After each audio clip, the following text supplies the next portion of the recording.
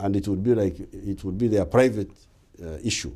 Well, it obviously hasn't been ignored, has it? I mean, we've had gay activists who've been murdered. Just last year, we saw a leading gay activist murdered in your country. We now have a parliament which is considering new legislation which would massively increase the punishments for homosexuality, from up to 14 years in prison to a new punishment of life in prison. What is your view as president of that proposal? My view is that I do not support promotion of homosexuality, but I do not support persecution or discrimination of homosexuals as our society has always done. We never discriminated them.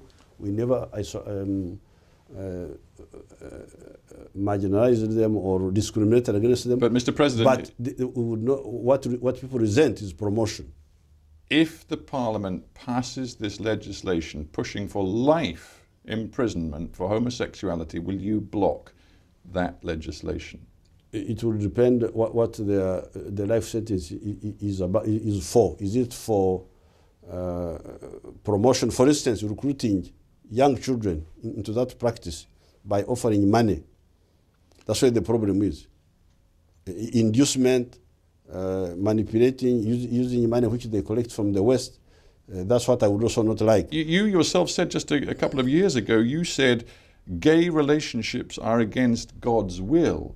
You clearly believe there is a religious as well as a legislative and political need to take action against homosexuality. Well, it is true that God cannot, it must be, I have not studied the science of how people become homosexuals, but certainly the normal way is to be heterosexual, because that's what nature created us for. But maybe there are some exceptions for some good scientific reasons. If they are there, our culture is keep your private life to yourself. Do not impose it on others. Do not promote it.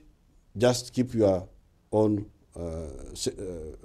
confidential sexual life to yourself.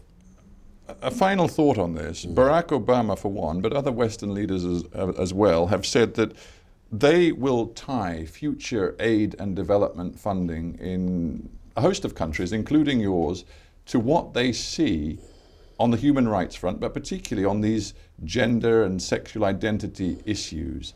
How do you feel about that? That would be their biggest mistake, because they should be very careful about Black Africa. Black Africa are humble people.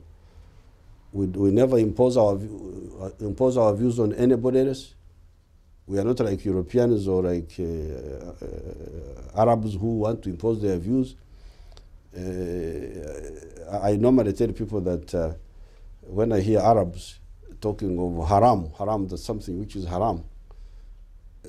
I always tell them that my list of haram is much longer than that one of the Arabs. I don't eat fish because I call it snake. I don't eat chicken because I think if you eat chicken, you will be unstable. I don't eat pigs. I don't eat very many of those things which you eat. Even when I come here, I have a problem of what to eat. But I keep this to myself. This is the difference with the black people. Well, if you're determined to keep it to yourself, can I take it then that you will sack your Minister for Ethics, who just a few days ago took it upon himself to invade a meeting of gay human rights campaigners, closed down the meeting, forced them all out. Will you now sack him? Because he invaded their personal space. I would have to study what they were doing. You see what, this question, I have told you, homosexuality is not if it is personal, you are not discriminated, you are not persecuted. But when you induce young people, so it depends on what they were doing.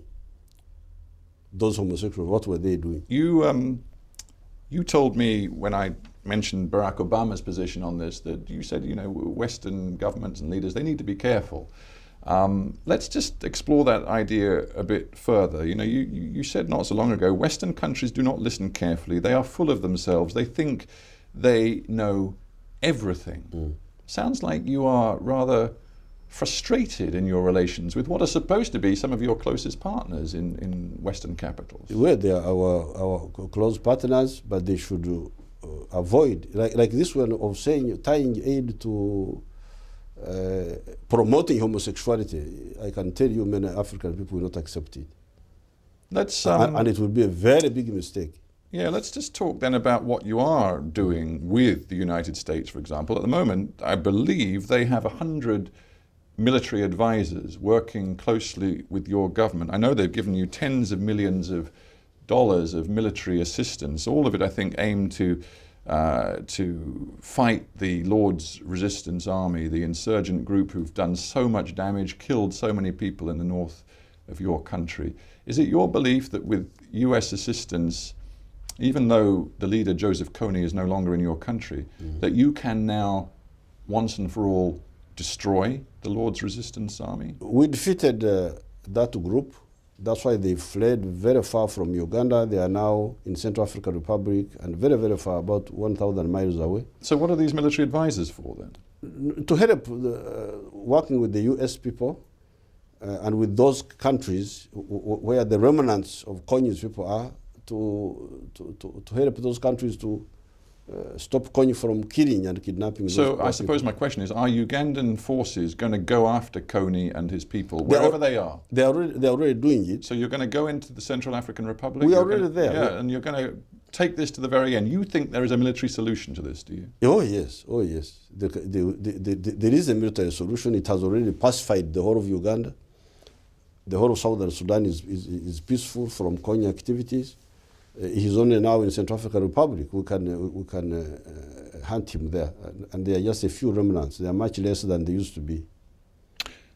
If that is your belief, that you can find a military solution to the LRA problem, do you believe the same thing about Somalia, where you have got thousands of troops, the biggest single contributor to the African Union military mission in Somalia? Do you believe that if you ramp up the mission even more, as is being discussed right now, that you can destroy the Al-Shabaab movement in Somalia? Somalia is a different issue. It's not just military, it is also political. So you cannot just talk of a military solution. A military solution is part of the effort, but it must be accompanied by political negotiations and ensuring that there is an accountable government in some foreseeable future. But to be clear, you do want to see, I think the current mission is about 12,000 strong and pretty much half of the troops are from Uganda. You want that force to go up to about 17,000, yes, right? yes. And how many men are you prepared to put on the ground in Somalia? Well, Uganda is a country of 34 million people. So we are not short of people. We can mobilize any size of army to help our people. I just wonder if there is a danger here for Uganda. I think in 2010 you had a terrible incident on the streets of Kampala. A bomb went off, we believe planted by the Islamist militants from Somalia, killed more than 70 people. There is a danger, is there not, of Islamists, jihadis, looking at Uganda and seeing a target that they want to hit. Those jihadists are really non-African in their attitudes. I've told you about the attitude of the black people. I've told you how I have got my long list of haram, but I never impose it on anybody else. It is my private business. When you speak like this, Mr. President, it makes me feel that you don't want to see Islam in Africa. You seem to be suggesting to me that somehow Africa is not compatible with Islamic belief and thought. Not at all, not at all, because 12% of the people of Uganda are Muslims. Sure, and you can look around Africa. There are huge Muslim communities all over the continent. Many of the people in my party are Muslims. Muslims are my biggest supporters, but our Muslims do not engage in that type of chauvinism. They keep their views to themselves, their beliefs to themselves. So do the Christians, so do the traditional groups. That's how we live in harmony.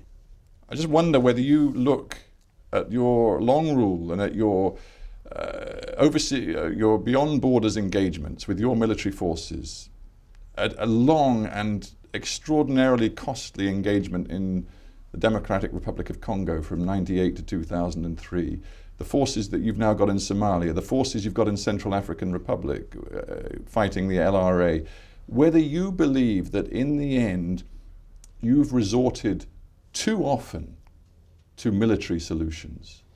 No, you need to remember the history of Africa.